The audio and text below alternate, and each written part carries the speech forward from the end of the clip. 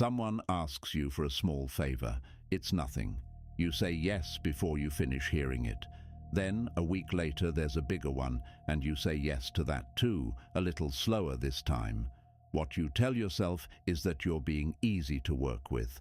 What you actually want is for them to keep liking you more than you want your own time back. And somewhere in that trade, a pattern started that you won't name until it's already cost you something. That's the part you notice too late. Watch how it actually moves. The first ask is always reasonable. Can you cover this call? Can you stay 10 minutes? Can you look at this before you send yours? You do it because refusing over something that small would make you look difficult. Then the asks stop being occasional. They arrive on your Monday like they belong there. And here's the thing you missed. They were never really asking about the favor. They were asking a different question underneath it. How far can I move you before you push back?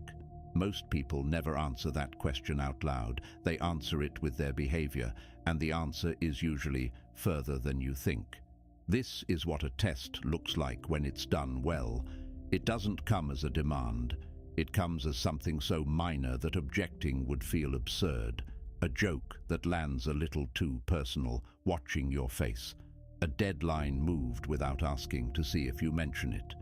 A comment about your work said lightly in front of others, measuring whether you let it sit.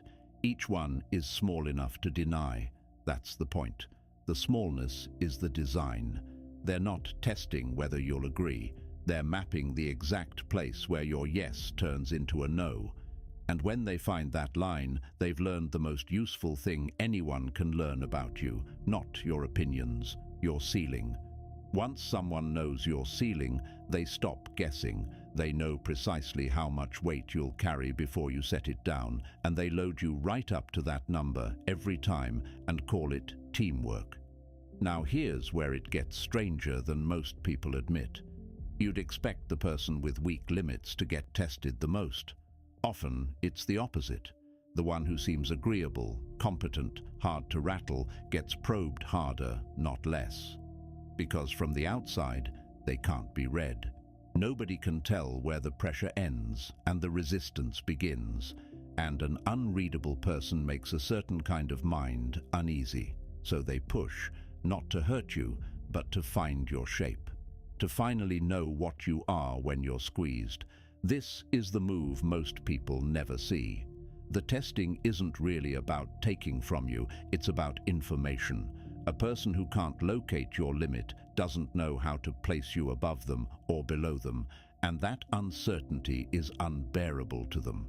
So the small provocations keep coming until you react. Your reaction is the data. If you flush and over-explain, they've learned you can be moved with a raised voice. If you laugh it off and absorb it, they've learned the ceiling is higher than they hoped. Either way, you just handed them the map, and you built that map yourself, one reasonable yes at a time. Watch how the cost compounds. It rarely arrives as a single betrayal.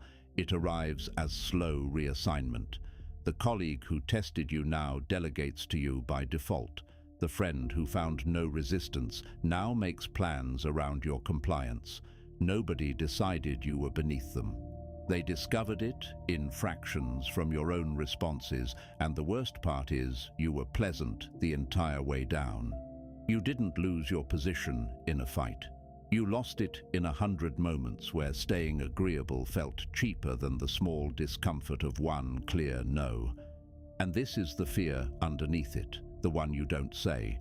It's not that people will take advantage of you, it's that they already have the reading, and the person you actually are, the one with limits and weight and a line that shouldn't move, never made it into the room. You performed easy so long that easy became your whole known quantity. What you could have commanded stayed invisible because you kept answering the small tests with the answer that ended them fastest. So the next time something minor lands wrong and you feel yourself already reaching to smooth it over, understand what that reach actually is. It's not kindness. It's you telling someone where your limit isn't. The person who pauses there, who lets the small things sit unanswered, forces the room to keep guessing. And a room that's still guessing has not yet decided where you belong. That decision is the only thing you were ever really protecting. You just never knew it was being made.